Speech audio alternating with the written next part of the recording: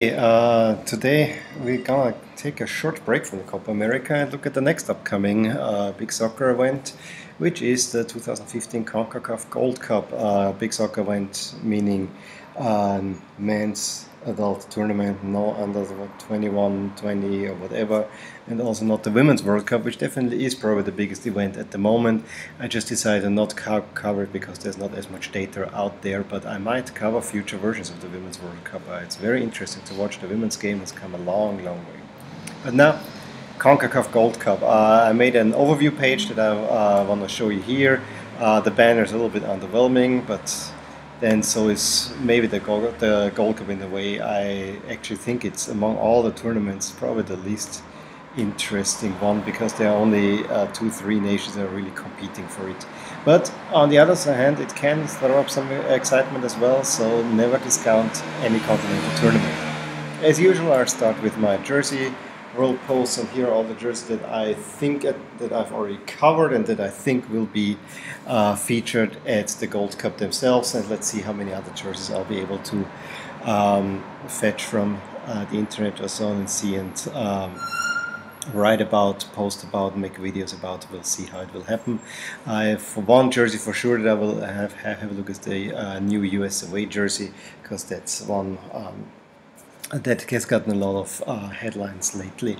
But I want to try to get, as always, every nation out. We'll see how it will happen. There are a lot smaller nations than at the Copa America. Well, those are the jerseys for now. Most of them we have in the World Cup. We have the New Mexico jersey, and of course we have the one Jamaica jersey. I hope I'll find the away jersey as well. And then my stats and soccer posts. And first things first, we'll see the most likely winners. And I ran the simulation already last week, but I didn't come to do the post now. But here's the most likely winners, and we'll see that the US has a 30% chance of winning, closely followed by Costa Rica and Mexico, who are almost head-to-head. The rest of the field is also runs in a way. The title will be most likely among those three nations. Panama is the only kind of serious challenger to the throne of the others, with the others barely having any chance of winning the tournament. I would say it would be a major upset if any of these teams go. I was surprised to see Honduras fall so low, but then again, their World Cup campaign was not that great, and there was a lot of turmoil, except for them hiring the successful Costa Rica coach from the World Cup. That could actually play a role. Also, I treated the US with home field advantages. Canada has one home game. The last game is played in Toronto, but Canada is not strong enough seemingly to even use that. Looking at the expected outcome, we have here groups A, B, and C. And let's go for the bracket as well, but I'll first talk about the groups. We have the US playing with Panama. That's probably the closest group, and then we have Honduras and Haiti. So overall, I think this is a relatively even group. We have Costa Rica paired with Jamaica, El Salvador, and Canada. And although Canada has a home game, they're still the lowest favored according to points, but they slightly have a higher chance of qualifying thanks to playing the final game against El Salvador in Toronto. Then we have the final group is with Mexico, Trinidad and Tobago, who actually played the 2006 World Cup but haven't done much since, Guatemala, and Cuba. Also interesting that Cuba is now playing the US, but borders are open now.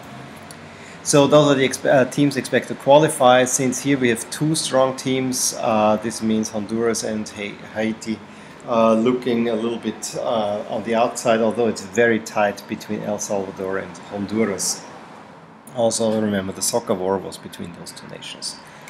Then we come to the expected playoff tree, and as we will see, we have here US El Salvador a clear win, Panama against Trinidad a little bit tighter, Costa Rica, Guatemala also clear win, same it goes for Mexico against Jamaica. Then we have the US against Panama, still very much heavily favored. That would be a rematch of the previous Gold Cup. And then an extremely tight one between Costa Rica and Mexico, where Costa Rica is just favored by a tad. And then Costa Rica is favored over the US, although before I said the US are the most likely to win. This is basically based on this playoff tree where Costa Rica and Mexico meet here in an extremely tight one, while the US, if they finish first and the other two giants also finish first, have a slightly easier way to the final. So US has an easier way to the final. That's why they are overall favored, but the big favorite based on strength would be Costa Rica, but they have to walk most likely through Mexico. And of course Mexico will be favored over Panama, and as you can see they are more favored than the US in this case. So it's actually Costa Rica, Mexico and the US according to strength. The draw favored the US, so they are actually the most likely team to win.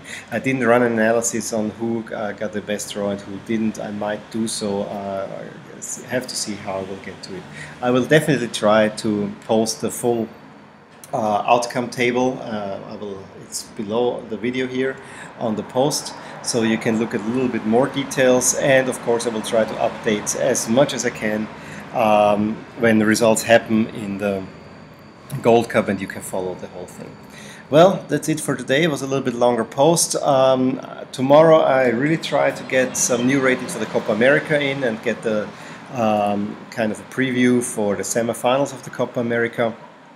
And we'll take it then from there. I will probably switch up between Copa America and Gold Cup for a little bit, maybe throw in the odd jersey. I have to see how it will work. Well, I hope you enjoyed this video with the first preview of the 2015 Gold Cup. It has been a long time in the making. And so, well, see you next time. Bye.